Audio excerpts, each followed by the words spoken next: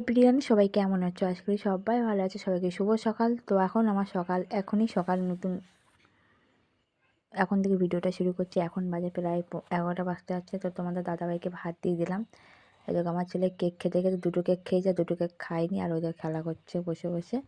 আর আজকে ফুলকপি আলু মাছ তরকারি হয়েছিল। গাছের ফুলকপি, আমার বাগানের ফুলকপি, আর আজকে কিন্তু পালং শাকও আমার বাগানে। তারপর দেখো তোমাদের দাদাভাই কাজে চলে গেছে, আমি ওই ছেলেকে নিয়ে চলে আসলাম চুল কাটতে।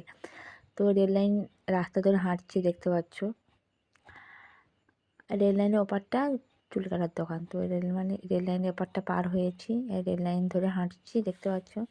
তো ভাবলাম আজকে বুধবার, আজকে চুলটা কেটে নিই, বৃহস্পতিবার কাটতে পারবো না, শুক্রবার ছেলে স্কুলে খেলা আছে, স্কুল ছুটি করা যাবে না, শনিবার তো কাটা যাবে না, রবিবার তো সরস্বতী পুজো, সোমবারে সরস্বতী পুজো, আজকে বুধবার। তো দেখো তোমাদের দাদাভাই এবার এই দেখো, তারপর ছেলেকে চুল কাটতে নিয়ে চলে আসলাম।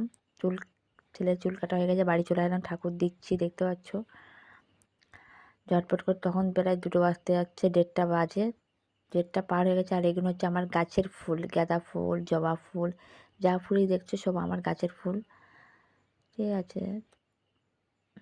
তো ঝটপট করে ঠাকুরটা দিয়ে নিচ্ছি, অনেক আর খিদেও পেয়ে গেছে অনেক। তবু বাজার থেকে নিয়ে এসেছিলাম দই, তারপরে বোঁদে, তারপর 2টো বটফল নিয়ে এসে খেয়েছিলাম।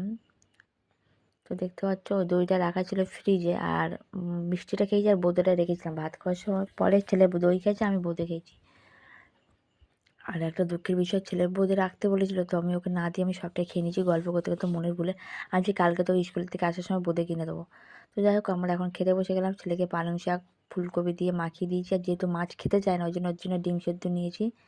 তো যাই হোক, আমাদের খাওয়া দাওয়া হয়ে গেছে, শুয়ে পড়লাম। যেহেতু ছেলে খেতে চায় না পালং শাক, সব মাখিয়ে দিয়েছি, মাছও মাখিয়ে দিয়েছি, মাখিয়ে টাকিয়ে ওকে ডিম দিয়ে খাওয়াই, যাতে বুঝতে না পারে, তবে একটু বুঝতে পারে। একেবারে তো মাছের স্বাদ লাগে না, ডিমের স্বাদও পায়। তো যাই হোক, আমরা শুয়ে পড়েছি, জানলা দরজা সব বন্ধ করে, অন্ধকার লাগছে। এবার চলে আসলাম সন্ধ্যের সময় বই পড়াতে। 1 ঘন্টা 6টা থেকে 7টা পর্যন্ত পড়িয়ে তারপর ওকে টিউশনি দিয়ে আসি। টিউশনি 7টার থেকে, যেহেতু স্কুলে যে জিনিসটাগুলো হোমওয়ার্কের কাজ দেয় সেগুলো আমি বাড়িতে করিয়ে নিই, প্রাইভেট স্কুলে যেটা করায় সেটা ওকে প্রাইভেটে করিয়ে দেয়। তো বাড়িতে তো একটু দেখাতে হবে 1 ঘন্টা, তাই আমি 1 ঘন্টা এই টাইমটা করে দিই। তো যাই হোক, আমি তারপর ছেলেকে টিউশনি ঢুকিয়ে 7টার সময় বাজারে চলে আসলাম। তোমাদের দাদাভাই চুল কাটছে, ওর কাছে পয়সা নেবো বলে, তা পয়সাটা নিয়ে চলে আসলাম আয়রনের দোকানে। ছেলে পাঞ্জাবি, সাদা পাঞ্জাবি ছিল আয়রন করতে, আর বছরের পাঞ্জাবি কিনিনি, যেহেতু একবারই পড়েছিল। তারপর তোমাদের দাদা ওপারটা মলাট কিনছিল, ছেলের কিছু বই বাকি আছে মলাট দেওয়া।